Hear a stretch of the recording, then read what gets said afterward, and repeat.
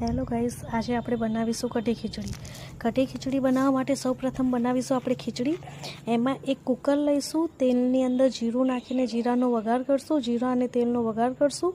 પછી એમાં ખીચડી નાખી એક કપ ચોખા અને અડધો કપ દાળ એ બંનેને નાખીને એને થોડી વાર સાતરવા દેવાનું.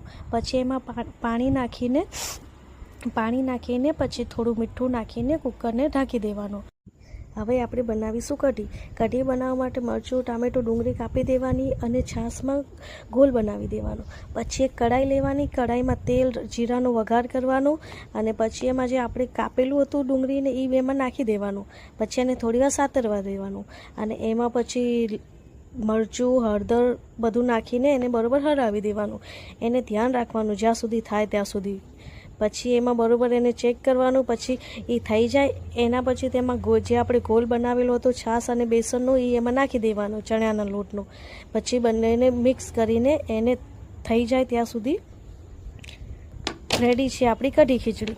જુઓ, કઢી બી મસ્ત બની છે, ખીચડી બી મસ્ત બની છે, જમવા લાયક. તો ચાલો સારું જમી લઈએ આપણે. આ જુઓ કઢી મસ્ત